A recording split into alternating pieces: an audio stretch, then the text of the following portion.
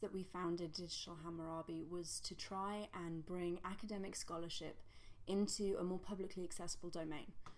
A lot of the time, new research, exciting research, is only published in academic journals, through academic presses, or academic conferences.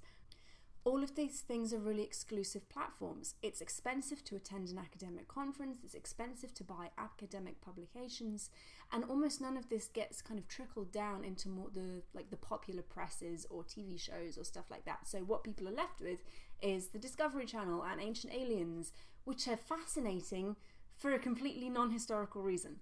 We want to try and bring good scholarship to YouTube, really. And Josh had the fantastic idea of Digital Hammurabi creating a summer grant for PhD. So the idea behind this is, until we have enough money to offer a decent sized research grant, say $2,500, then we put out a call for applications and receive applications from PhD students and from recently graduated PhDs, kind of telling us what they would do with the money, why they think we should sponsor them, and about their research. Josh and I will create like a short list, maybe 10 people, which we will get on the channel to interview, to ask them your questions, to try and get them to sell them scholars for our viewers. Based on those videos, our Patreons, the people who very generously will choose the winning scholar.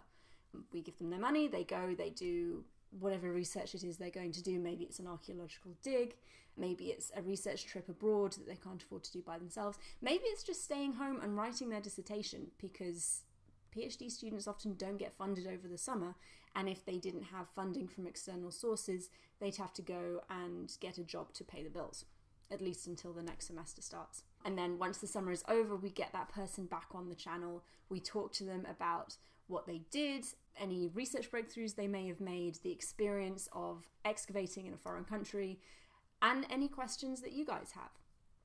We're really excited about this, and from the response we've got, it sounds like a few of you are really excited too. Please share this as widely as you can. It's only going to work if we can get enough money to Digital Hammurabi. You know that Josh and I are both passionate about ancient history and about bringing our research and the research of other fantastic academics into a publicly accessible forum. This Patreon is to help us do exactly that, but with the added bonus of you guys having a direct input into the content we produce. The purpose of this Patreon is to fund a summer research grant for a PhD student or a recently qualified academic doctor. We want people to send us their research ideas, the things they're working on, so that we can interview them, get their scholarship out into YouTube, so that everyone that watches us can find out the fantastic things that students are doing now. And then you, our Patreons, will be able to vote on your favorite scholar, kind of like America's Got Talent or The Voice, but with academia. I mean, what's more exciting than that? So you guys can vote for your favorite scholar. We will then choose one person to receive the summer grant, so that after the summer, after they've carried out their scholarship, be it an academic conference or a study trip abroad or going on an archaeological dig somewhere in the Middle East, they can come back and tell us all about what they did, what they learned, and how it's advanced their research. We would love to have your support, so please, please, please consider joining our Patreon. Share this with your friends, your family, your postal worker, anyone that you think might be interested. We would be very grateful, and stay tuned. We will be bringing you, as always, more fantastic content about ancient history in Mesopotamia, and hopefully this time next year we will have a PhD student working away, getting ready to bring you some really fascinating research. Here at Digital Hammurabi, we don't believe in is evidence-driven research presented in an engaging and entertaining manner. And on our channel, you'll find in-depth discussions of ancient literature, including the Bible, overviews of recent scholarly publications, critiques of pseudo-archaeological theories, interviews with scholars, and lessons in ancient languages, including Sumerian, Biblical, Hebrew, and Middle Egyptian, so that you can investigate the evidence we present for yourself. We're glad you're here, and hope you find something that piques your interest.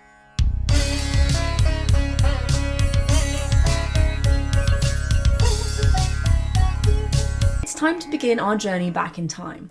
But before we can turn our dials and pull some levers, we need to know where we're going. The ancient Near East is a vast area that was home to countless people and cultures. Where and when should we go? Although we won't have blue switches and blinking lights that will take us where we want to go, we have Dr. Mark van der Meerop, an ancient historian who wrote a guidebook for our journey back in time. He has marked off the boundaries of exploration, both geographically and chronologically. In this book, the ancient Near East will include the areas from Turkey to Iran and from northern Anatolia to the Red Sea. The primary focus of our investigation, however, will be Mesopotamia, or the land between the two rivers. We must further delineate the chronological period that will be covered, from roughly 3000 BCE, essentially the beginning of writing, to 331 BCE, when Alexander the Great made his great conquest. During this period, the millennia can be divided up into three main time periods. These are centred on how the land was ruled. First, from approximately 3000 to 1600 BCE, the land was essentially made up of individual city-states, ruled most often by local rulers. There are periodic exceptions in Epic of Creation, the Enuma Elish, and consider how it adopted other theological concepts that were popular in Mesopotamia. Like, subscribe, and come along for the ride. Episode 5, Cosmogony in Practice, in which we will look at the myth Enuma Elish. So first, I'll provide a brief overview of exactly what Enuma Elish is. Then we will look at... But Megan, I hear you all asking, why is "a" your 10th favourite Sumerian word? You know, that's a great question and I would love to tell you. While it may not seem terribly exciting, this little sign is the Sumerian word "a." It's translated as water, but also as semen, which opens up so many interesting translation possibilities. Innuendo is fun, and no matter what language you're doing it in. The sign itself is also just really useful to know if you are a student of cuneiform of any language, and Sumerian specifically. The "a" sign shows up in Sumerian an awful lot. It's key for many grammatical features, including the third person possessive pronoun ani, which is spelled this sign, "a," and the ni sign. It's one of my favourites because I learned to recognise it really quickly, which means it kind of makes me feel clever and very smart because I know what that sign is. Even if I don't know anything else in the tablet I'm looking at, I know this sign. I love the Back to the Future movies. The idea of hopping in a time machine, and it wouldn't even have to be a DeLorean, is something that many of us daydream about from time to time. To be able to go back and see what life was really like in a different period of human history.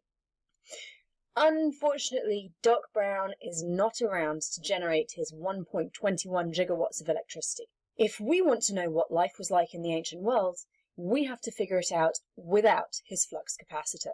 But we don't have video footage, audio recordings, or living eyewitness accounts to tell us about life in antiquity. What's a historian to do? Well, for better or worse, we do have to rely on what people left behind.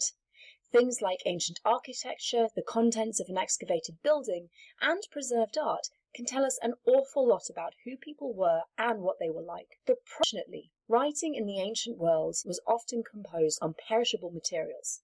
In places like Egypt, Greece, and Rome, parchment and papyrus were regularly used and only rarely preserved. But take heart! The earliest writing, which comes from the ancient Near East, was very frequently composed on clay tablets, stone monuments, and other materials that were preserved in the ground, awaiting the spade of the archaeologist.